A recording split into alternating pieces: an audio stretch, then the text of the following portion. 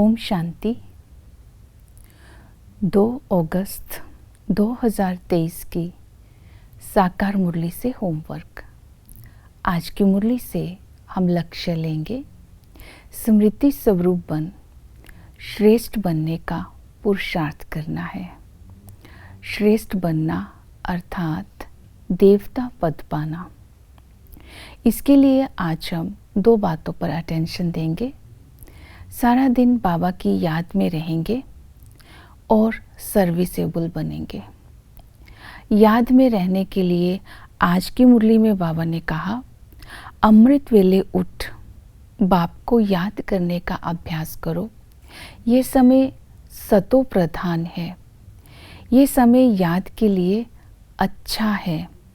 बाबा ने कहा, मालिक बन करके ज्ञान का सिमरन करते रहो। मालिक बनना अर्थात अपने को आत्मा समझना। मैं आत्मा हूँ, परमात्मा की संतान हूँ। ये स्मृति में ला करके ज्ञान का मनन चिंतन करना अर्थात बाबा संगम पर भिन्न भिन्न संबंधों से पालना कर रहे हैं। उन संबंधों से होने वाली प्राप्तियों को याद करते रहना।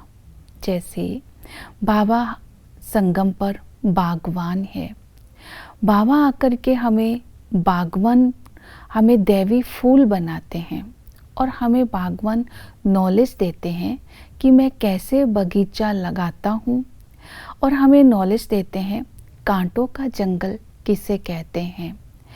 बागवान हमें कांटों से फूल बनाते हैं।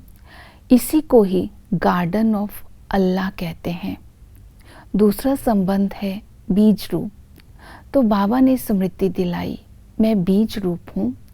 मुझ बीज को याद करने से झाड़ की याद स्वतः ही आ जाती है। झाड़ में सारा सृष्टि चक्र आ जाता है। रचना के आदि मध्य अंत का ज्ञान आ जाता है। तो आज बाबा ने स्वयं की भी स्मृति दिलवाई और झाड़ की स्मृति दिलवाई। तो इसी तरह ज्ञान धन का सिमरन करने से ज्ञान धन देने वाला दाता स्वतः याद आ जाता है। बाप की भी खुशी रहती है और इसके साथ साथ ज्ञान की भी खुशी रहती है। तो इसके लिए बाबा ने झाड़ की स्मृति दिलाते हुए आज अटेंशन दिलवाया।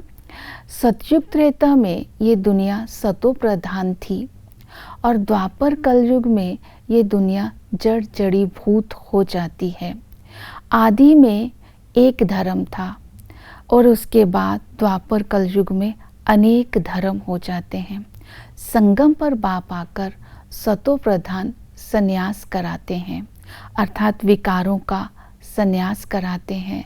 रचना के आदि मध्य अंत का ज्ञान देकर मनुष्य से देवता बनाते हैं। इस तरह हम झाड़ की स्मृति को लाते बाबा भी याद रहेगा।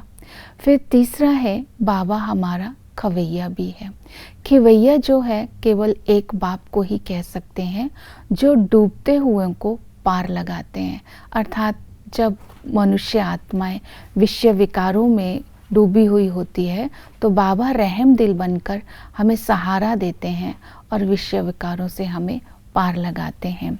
तो बाबा पिता के संबंध से हमें अपना बनाते हैं और वर्षे का अधिकारी बनाते हैं। तो बाबा स्मृति दिलाते हैं, वर्षा तभी मिलेगा अगर बाप की श्रीमत पर चलेंगे, कोई गफलत नहीं करेंगे, एक मत होकर के रहेंगे।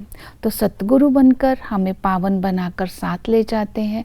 टीचर बनकर राजयोग सिखा करके हमें मनुष्य से देवता बनाते हैं।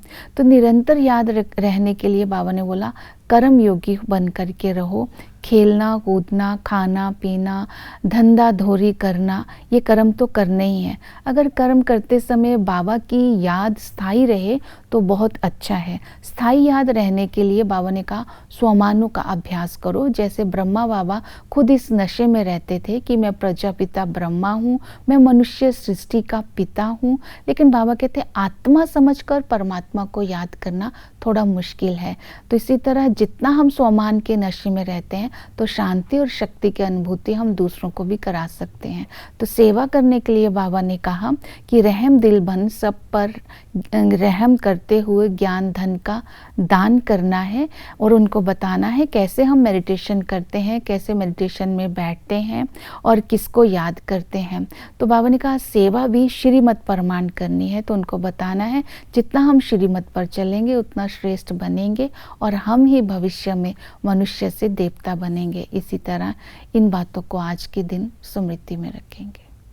ओम शांति।